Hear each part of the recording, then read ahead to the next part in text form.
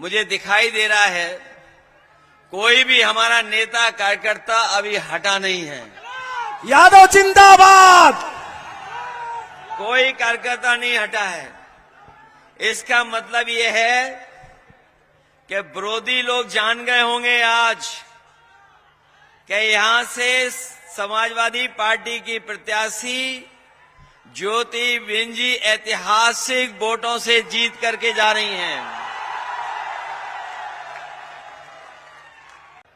मतदान के समय पर पूरी सावधानी, बस अब डॉक्टर ज्योतिबेन जी को सर्टिफिकेट लेना है।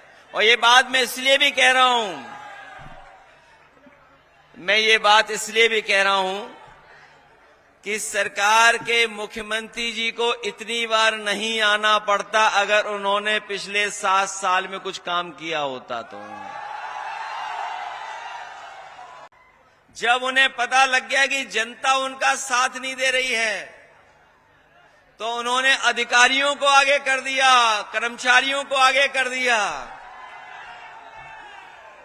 लेकिन अधिकारी और कर्मचारी मनी मन ये जानते भी हैं कि अब भारतीय जनता पार्टी बचने वाली नहीं है यहां पर। और तब वैसे तो कुछ चीजें बहुत लोकप्रिय हो जाती हैं, कभी कभी कारण नहीं पता लगता है कि क्यों लोकप्रिय हो रही हैं चीजें।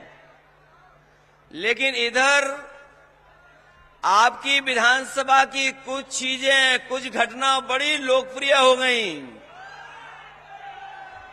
मुझे पता नहीं था कि यहां मटन युद्ध भी हुआ है। वैसे तरह तरह के युद्ध हम लोगों ने देखे हैं, ये इतिहास में दर्ज हो गया मटन युद्ध। जो हमारे मुख्यमंत्री जी हैं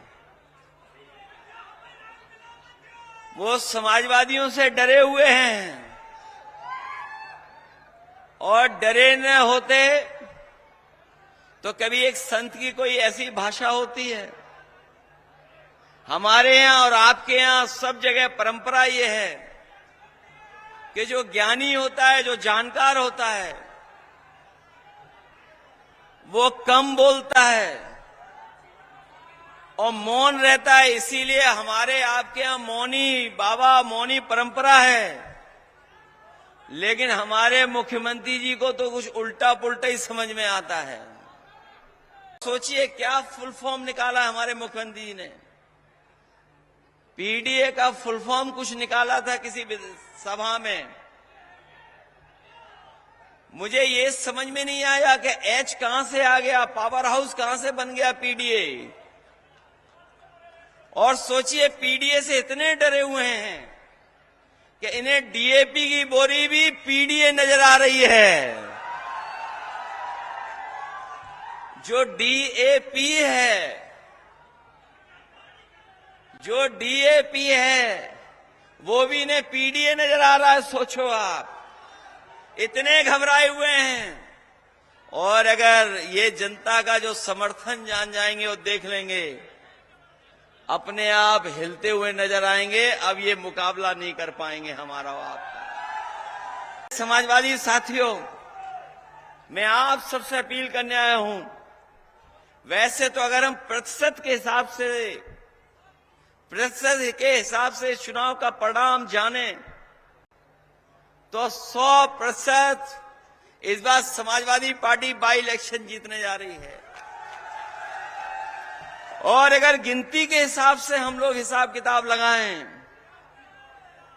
तो 9 में से 9 सीटें हम लोग जीतने जा रहे हैं।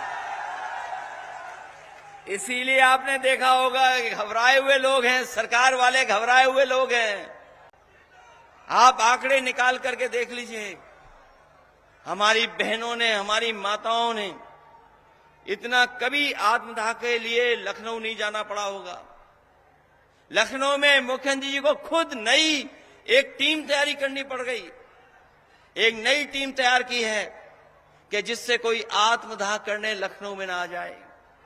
कहीं न्याय नहीं मिल रहा है, कहीं किसी की सुनवाई नहीं। और इसलिए आप आंकड़े निकाल लेना, सबसे ज्यादा आत्मदाह करने बेटियां या महिलाएं कहीं गई हैं तो लखनऊ में जाकर के मुख्यमंत्री आवास के सामने न्याय मांगने गई हैं।